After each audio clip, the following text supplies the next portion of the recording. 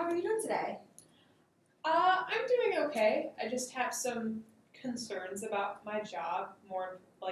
I love my job. I'm a dietary aide at a nursing home, so I'm responsible for making sure residents get the appropriate food that they're supposed to get, that they're getting food they actually want. And I definitely want to work with older adults. I'm interested in either, I guess, like older adult counseling or bereavement counseling. So I feel like this is a good field to be in. I get to interact, and while I'm not doing any counseling per se, I'm learning more about older adults and their needs as they get older, especially the ones who have more vulnerable physical and mental needs. Okay.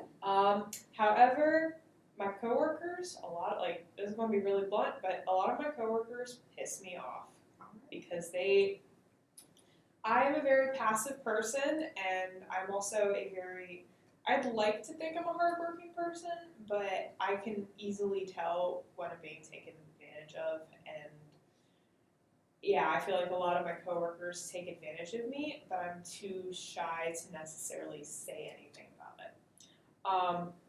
Because of we recently when I started, we were like in a management shift. The manager beforehand, a lot of people have accused her of screwing things up. A lot of people quit, so it was a cycle of being very understaffed. And my new boss is great. Her and I work very well together. I have a lot of respect for her. She's not perfect, but I feel like she's doing a very good job given the situation of being extremely understaffed.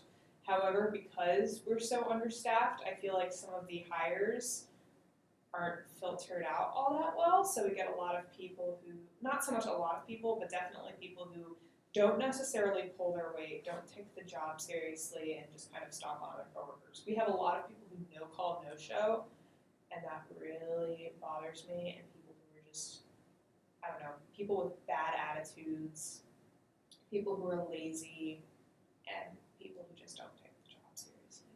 Okay. So that was a lot. That was a lot. That kind of a lot, but I'm glad that you were able to get all of that off of your chest. So yes. So I have two things. So the first thing is I've noticed you fidgeting with your fingers, just kind of any little thing that you could do. Can you talk about that? I've just always naturally been a very fidgety person. I wouldn't say I have ADHD, but I tend to have kind of a short attention span, so I just kind of fidget. It kind of keeps me focused. Okay. So it has nothing to do with like your current mood. So I shouldn't infer that you're anxious or nervous or anything. No. Okay. That's just who I am. Okay. The second thing is that you spoke a lot about other people and what they do or don't do. And I want to know about you because you're here in therapy, not your coworkers. Yes. So why are you in therapy? Why am I in therapy?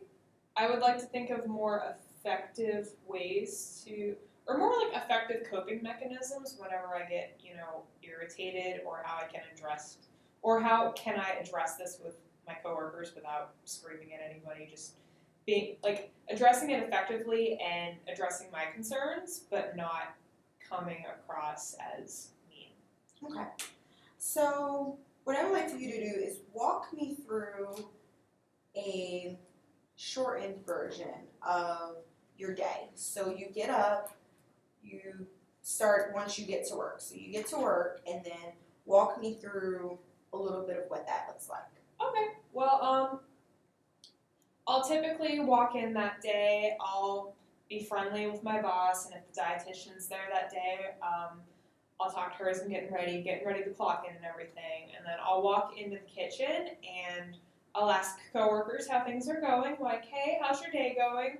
What's the situation? Are we at it? Like, how's staffing today? Are there any stressful situations that are going on? And if there are, sometimes I may need to help, which I don't have a problem like helping out with whatever needs to get done if people who have been here before haven't gotten things done yet due to outstanding situations. This is harder than I thought it would be. And then, I'll do whatever I have to do, blah, blah, blah.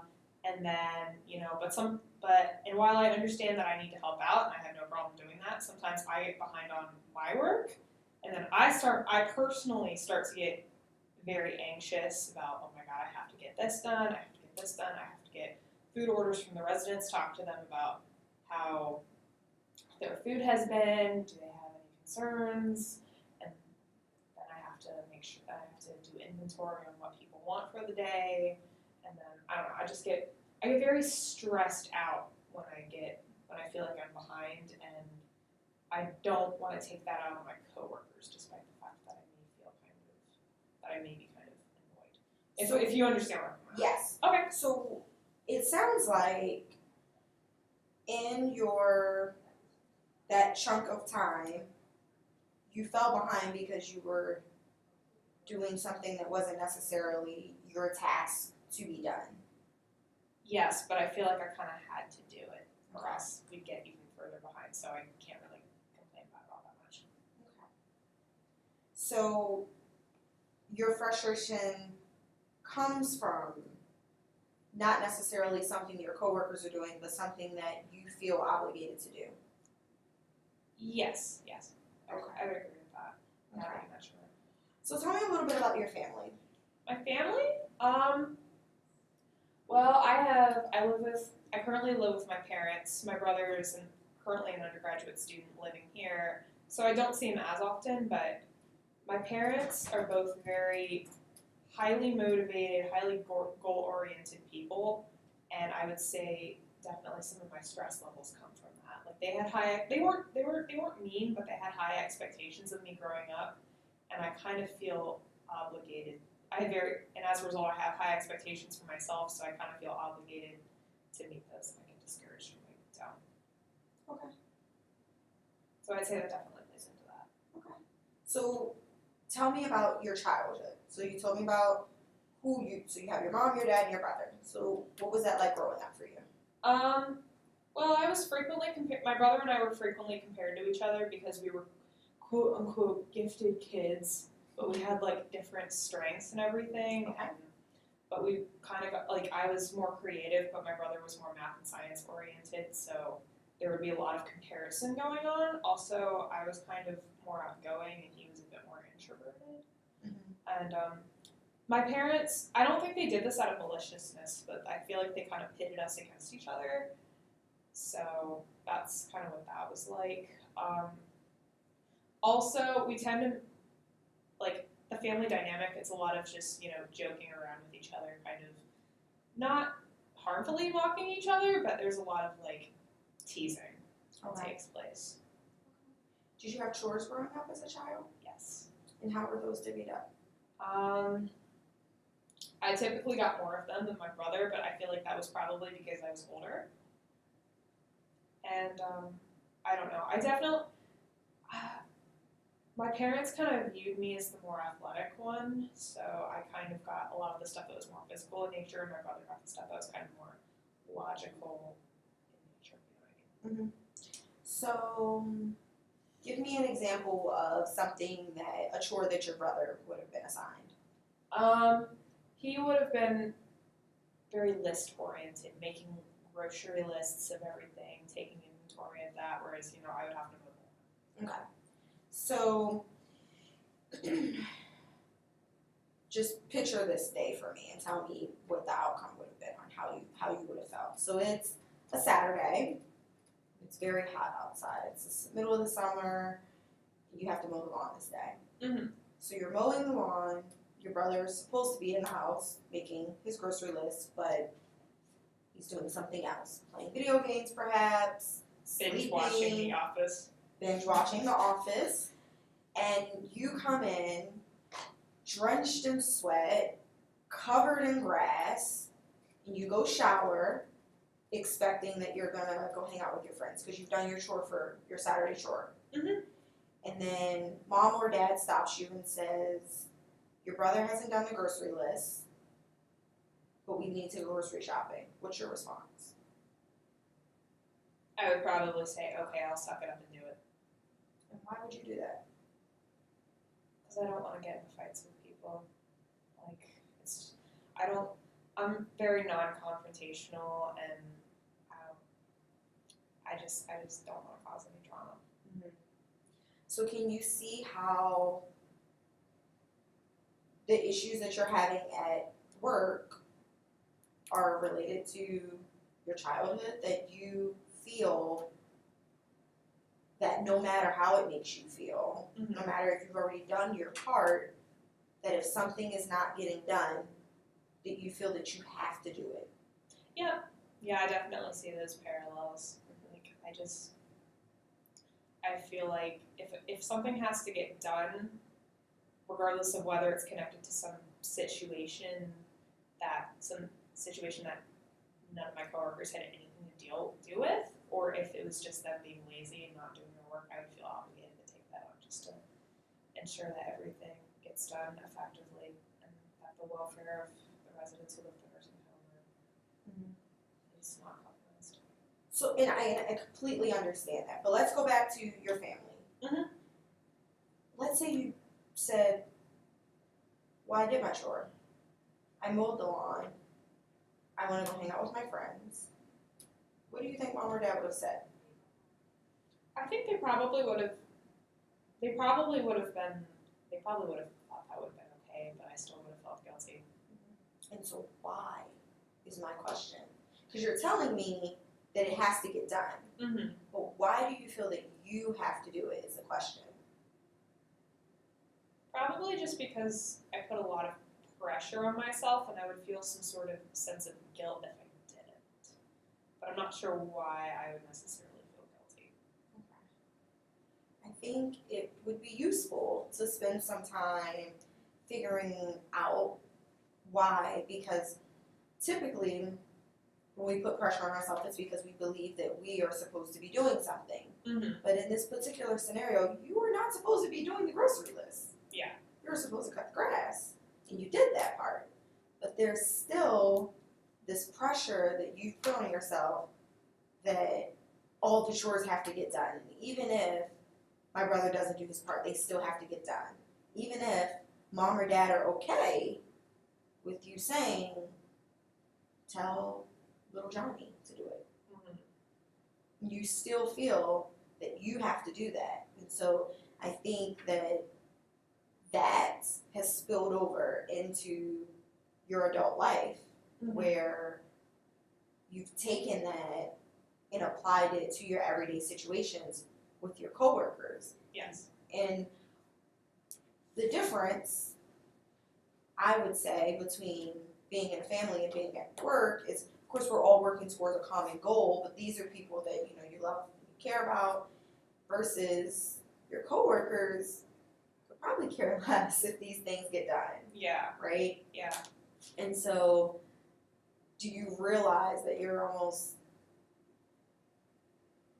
like you're doing multiple people's jobs, but you're only getting one paycheck?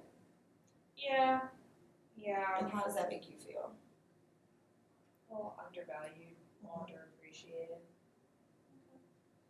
So, you mentioned that when you first came in, you mentioned that you wanted your goal, the reason you're here, is to figure out better coping skills. So, you've just told me that you feel undervalued and underappreciated. Mm-hmm. How could you change that?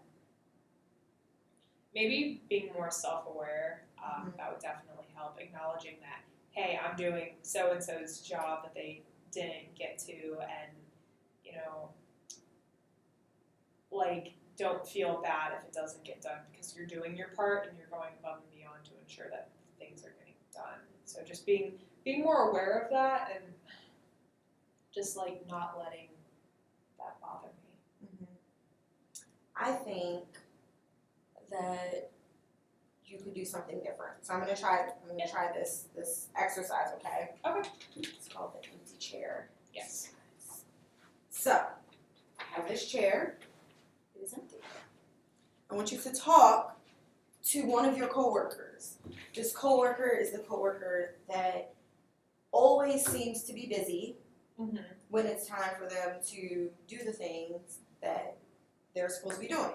Yes. So part of the self-aware part is great, but I think part of it would be not like telling your supervisor, but letting that person know. because of course your supervisor needs to know that you feel undervalued, but really your coworker needs to hear how their actions directly affect you.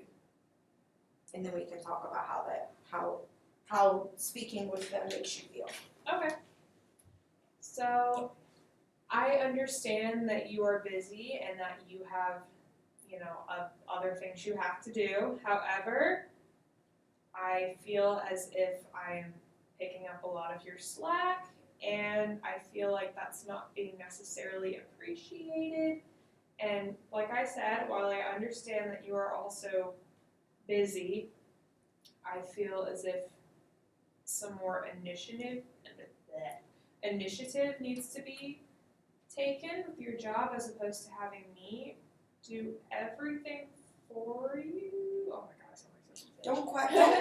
Don't question it. You should just, because the way you're phrasing it is as if you're asking them. Yes. You want to tell them this. Mm-hmm. So you should tell them. I feel like you're not taking as much initiative as you should. I feel like I'm picking up a lot of your slack, and I'm frustrated, and I feel undervalued and underappreciated. Mm-hmm. Well, could you let this person know that could help you help them? I feel that it's important for you to develop these skills to get everything that you need to get done, because I'm not always going to be here to pick up the slack, and things would go a lot smoother if you had those skills to get things done yourself, as opposed to relying on other people to do it. Okay. So, if this person were here and they were